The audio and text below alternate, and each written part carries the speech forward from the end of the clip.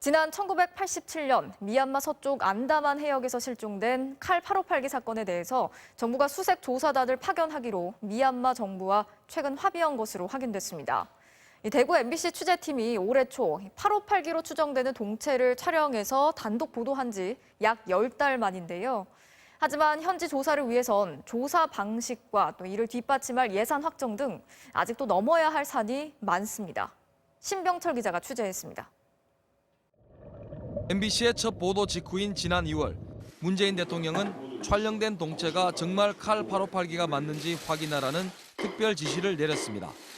청와대 시민사회수석실이 사령탑을 맡았고 외교부는 미얀마 정부와 협의에 나섰습니다.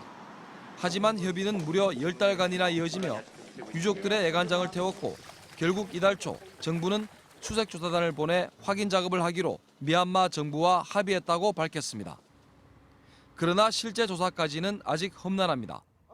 조사 방법에 대한 견해차가 있기 때문입니다.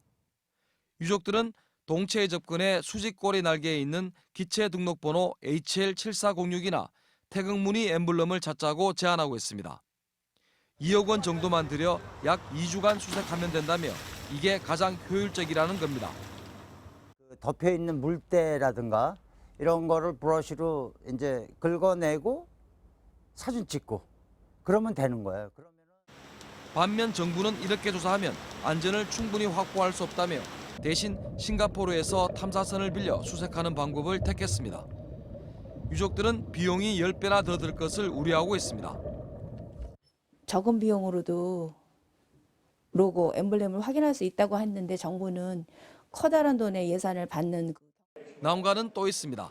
아직 예산이 확보되지 않았기 때문인데 최근 여야가 공수처 등의 문제로 격렬하게 대립하고 있어 자칫 예산 확보가 계획대로 안 되는 게 아니냐는 걱정도 나오고 있습니다. 유족들의 마음은 타들어갑니다. 우리 정부에서는 무엇을 어떻게 이 유가족의 눈물을 씻어줄 것인지 그게 너무너무 답답한 거예요. 게다가 내년 봄쯤 동체를 확인한다고 해도 인양을 위해선 미얀마 측과 또다시 협의를 해야 합니다. 그런데 4월 말부터는 사실상 우기가 시작되는 만큼 실제 인양은 건기로 바뀌는 10월 이후에나 가능할 수도 있습니다. MBC 뉴스 신병철입니다.